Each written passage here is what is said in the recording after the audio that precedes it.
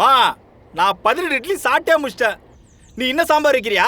விவேகானந்தா கையை கழுவாத, அம்மா வந்துட்டேன். சீக்கிரம் வாமா.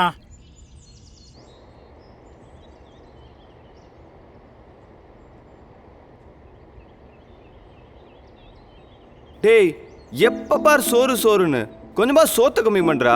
வாழ்க்கையில உருப்படுவ. நல்ல எரும மாடு மாதிரி 18 இட்லியை தின்னுட்டு உட்காந்துட்டு இருக்க.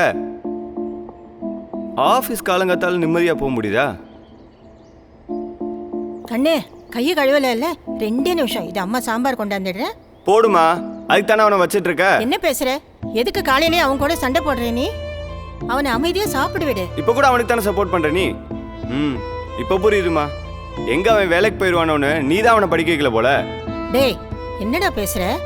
நீ நல்லா படிச்ச, அதனால நான் உன்னை படிக்க வச்சேன். அவனுக்கு படிப்பு ஏறல, அதனால நான் படிக்க வைக்கல. எனக்கு நீங்க 2 பேரும் ஒண்ணுதான்டா. ஓ, 2 பேரும் ஒண்ணா? அப்புறம் எதுக்கு இந்த வீட்டுல நான் மட்டும் கஷ்டப்பட்டுட்டு இருக்கேன்? யார் இங்க தனியா கஷ்டப்படல, நாங்களும் சேர்ந்து தானே கஷ்டப்படுறோம். நீ கஷ்டப்படுறியா? என்ன கஷ்டப்படுற நீ? இந்த வீட்டுக்கு 1 மாசம் வாடகையாவது கொடுத்துருக்கியாடா நீ? நல்லா பெருசா பேசுறான், கஷ்டப்படுறான் நம்மள. டேய் என்னடா பேசுற? நீ ஏன் அவன் கூட சண்டை போட்டுட்டு இருக்க? ஏதாவது கேட்கறதா இருந்தா என்ன கேளு. அம்மா, அவன் ஆட்டோ ஓட்டுறேன்னு ஊரை ஏமாத்துறது இல்லாம நம்மளே ஏமாத்திட்டு இருக்கான்.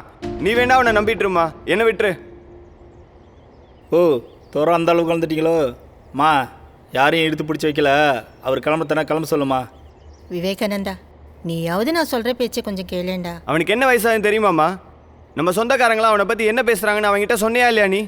உங்களால ஏன் லைஃப் தான் நாசமா போகுது. எப்பா சாமி, என்னெல்லாம் உன் லைஃப் நாசமாக வேணாம். உனக்கு அவசரம்னா நீ கல்யாணம் பண்ணிக்கு. மா யாரோட கரிசனை எனக்கு தேவையில்லம்மா. உனக்காக கல்யாணம் பண்ணாம வெயிட் பண்றேன்னு நினைச்சியா? போட்டோம். மா, கீர்த்தி என்ன லவ் பண்றேன்னு உனக்கு தெரியும்ல. என் ஆளோட அப்பா என்ன கேட்குறான்னு தெரியுமா? என்னப்பா உங்க நொண்ணனுக்கு எதுவும் குறையா, ஏன் இன்னும் கல்யாணம் நடத்தாம வச்சிருக்கீங்கன்னு இவனை கேட்கறது இல்லாம அந்த ஆள் என்ன வேற கேட்குறாமா? அம்மா, அவருக்கு நாங்கள் லவ் பண்றதுல என்ன பிரச்சனை இல்லையா?